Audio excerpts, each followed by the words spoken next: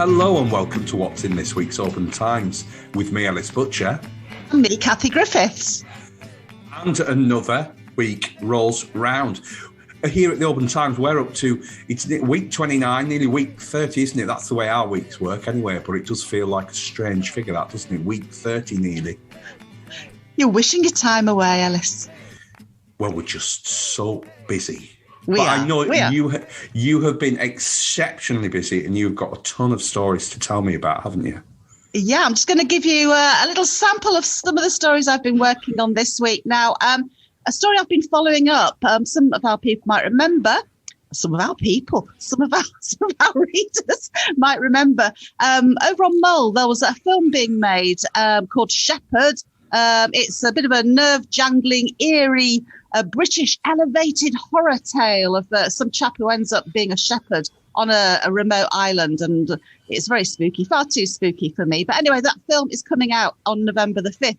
However, there are still wages that need to be paid, and I think there's quite a few people on Mull who are extras and businesses who were owed money. Some got paid, some got some of the money, some haven't had anything at all, apparently. But I've spoken to the film boss this week, and he said, look, it's with the sales agents. You know, as soon as I get paid, they're going to get paid. Oof, there we go. Okay, so we need to wait for the film to start reeling it in before some of those wages can be paid. Never happens to Tom Cruise, does it? It doesn't. Okay, and moving on, we've got some great pictures from the RowAround Scotland attempt. We went through because I was on one of the crew. We went through the Crinan Canal, which was a fabulous experience. So we've got some great pictures of that, and went to Craignish Boat Club, met the people there who were building their own boat as well. So that was a good weekend. So check out those photos. Ooh, over on Lismore, we've got an archaeological dig that's going to be going on in September. They're still raising funds. There's a crowdfunder going on at the moment to get the money that they need. So you can check that out. And there's a lovely film called A Sacred Island. So go on their Lismore website and look at that film.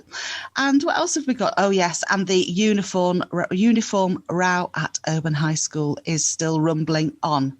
Ooh, there we go. Alice, over to you. Well, have you been out to the new housing development at Dunbeg? That's my question for you and our listeners. I haven't, but a friend has. Well, I've been out there, and it's in the wake of a collision involving an 11-year-old boy. And what I want to say from the outset is that I think that all the residents who now live at that development up in Dunbeg, they love it. They love the houses. They kind of love the fact that the children can play out in the street and it's within sight. And that's really important as a parent, being able to see where your kids are. But what happened more than a week ago now was that there was an 11-year-old boy involved in the collision with the car. And what this has done really has shone the spotlight on the design of the street. It's quite new and it's quite trendy, dare I say. And apparently it's a Scottish government design, but there's very little distinction between where the road starts and where the pavement is. It's not like you have a kind of curb that you can fall off and break your ankle on.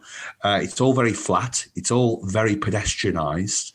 And what the parents up there are telling me is that there does need to be some more safety features because they are concerned that it'd be dead easy for a driver and a child, some of which are young as 4 up there playing out in the street and good on them, to have an accident. So that's what we'll be focusing on the front page of the Oban Times this week. I've had an interview with the parents of the boy who sadly was injured in this accident. It wasn't the driver's fault and it wasn't the kid's fault. What they're saying is that because of parked cars, that added to this issue. So that's one to look out for in this week's Oban Times.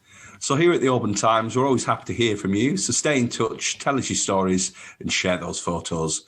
You can contact us by calling 01631 568 000 or emailing editor@obantimes.co.uk or message us on Facebook. You can pick up a copy of the OT from supermarkets, newsagents and petrol stations.